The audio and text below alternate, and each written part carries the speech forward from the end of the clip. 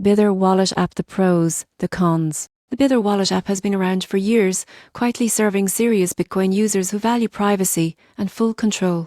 But is this minimalist app still relevant today, or has it fallen behind modern crypto wallets? Let's explore the pros, the cons, and the surprising truth about Bither.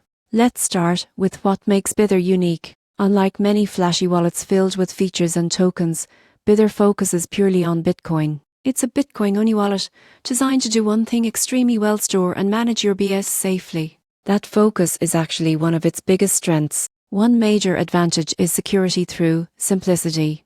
Bither allows you to run both a hot wallet and a cold wallet on separate devices. The hot wallet connects to the internet for transactions, while the cold wallet stays completely offline, protecting your private keys from hackers. This dual-layer approach is something most mobile wallets don't offer.